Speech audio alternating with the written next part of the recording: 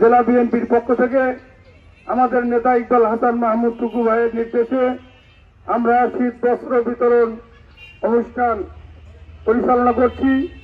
বিভিন্ন এলাকায় ইতিমধ্যেই শীত বস্ত্র বিতরণ করা হয়েছে এবং শীত বস্ত্র বিতরণ যতদিন শীত আছে ইনশাআল্লাহ বিএনপির পক্ষ থেকে শীত বস্ত্র নিয়ে আপনাদের সামনে আসবে এবং আপনাদেরকে শীত বস্ত্র প্রদান করবে।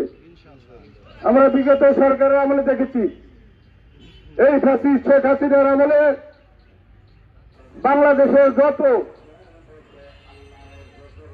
বিদেশি সহযোগিতা এসেছে, সাধারণ অসহায় গরিব মানুষের জন্য যে সাহায্য এসেছে, এই সরকারের নেতা কর্মীরা সেগুলো লুটপাট করে খেয়েছে।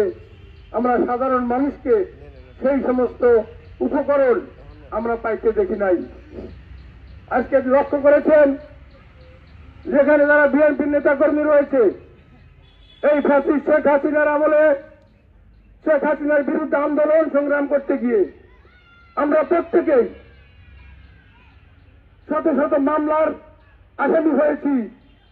অনেকেই একাধিকবার বারবার তারা নির্যাতিত হয়েছে। আমি এই সরকার আমলে 5 বার কারাবরণ করেছি, 5 বার আমাকে জেলে যেতে হয়েছে। আজকে ছাত্র জনতার আন্দোলনের মধ্য দিয়ে এই ফ্যাসিস্ট হাসিনার পতন হয়েছে। শুধু পতনই হয়নি, আজকে বাংলাদেশ থেকে শেখ হাসিনা পালিয়ে যেতে বাধ্য হয়েছে। আমরা দেখেছি বিভিন্ন সরকারের পতন দেখেছি, নির্বাচনে হারিয়ে যেতে দেখেছি, কিন্তু কোন সরকারকে দেখি নাই যেই দেশের সরকার পতনের পরে এই বাইতুল মুকাররম মসজিদের ইমাম সাহেব পর্যন্ত পালিয়ে গেছে। এত অন্যায়, এত জুলুম, এত অত্যাচার মানুষের উপর করেছিল যে তারা আতঙ্কিত হয়ে ভয়ে নিজেদের নিরাপত্তার জন্য দেশ ত্যাগ করতে বাধ্য হয়েছে।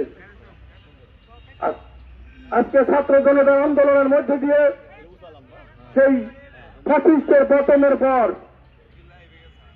বাংলাদেশে একটা স্বাভাবিক অবস্থা বিরাজ করছে।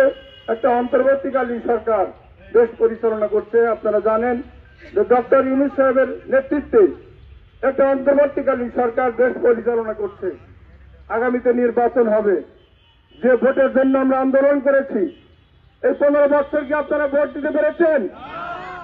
সেই ভোটের আন্দোলন করতে গিয়েই আজকে আমরা নানা রকম ভাবে এই সরকার দ্বারা নির্যাতিত হয়েছি।